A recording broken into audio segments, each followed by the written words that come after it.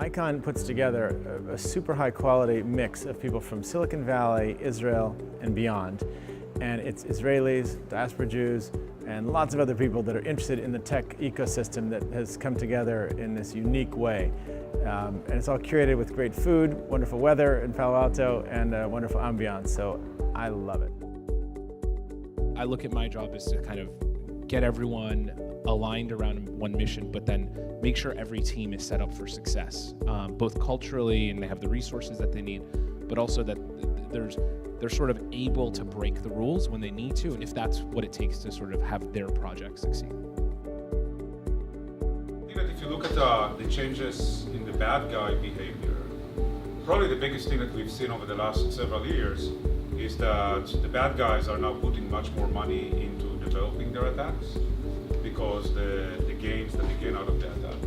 So if you actually create a new type of behavior that encourages word of mouth, you can get pretty far with that. From content search to collaborating on a piece of document, everything in my platform because that's where I want you to live. We have the ability to access hundreds of machines within minutes in the Amazon cloud, distribute the task across all of those, collect back the information. It's very cheap.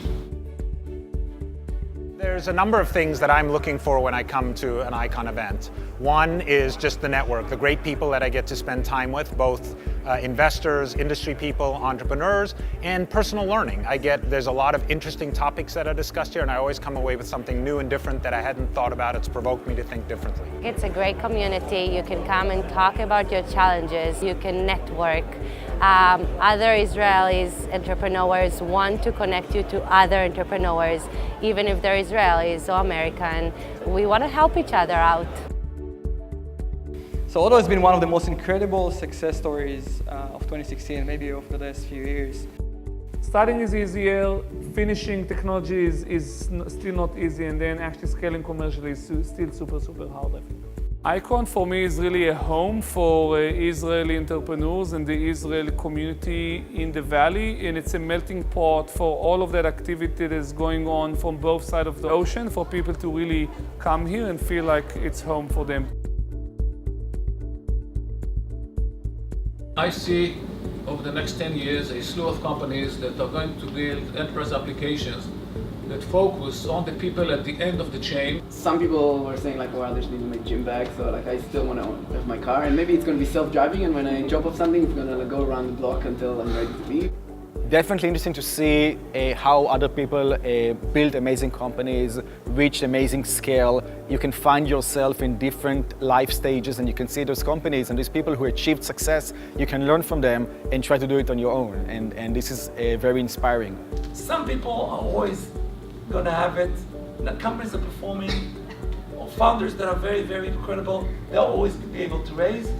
And some companies are just never going to raise even when things are frothy. My point is that there's no way I can run a scaled-up accelerator without a lot of software. Just on the application side, let alone on the sourcing side. It's a scanner, they're doing it real time and sending it to the VR world, and you sit and you really feel, okay, maybe I don't need to fly for one meeting. I can put 8 people, one from China, one from Israel, one from the United States, just sitting in the room and really feel I'm part of this room. And we have clients now in 8 figures. Our largest clients are over 15 million. And so that idea a few years ago that people would trust that much of their own money to an automated service, like skepticism isn't the right word. Just in the short time I've been involved, I've been lucky to be introduced to a ton of amazing people, and it's really inspiring to see how supportive everyone is, and just it's got a really warm feeling to it. I think one of the great things about Israeli founders is they're incredibly tough, which is one of the things you need out of founders. They also have a lot of deep specialization in some of the larger enterprise fields. Obviously cybersecurity is one of those things, but there's a lot of other places I think where Israelis are starting to build great companies, and we want to see what happens.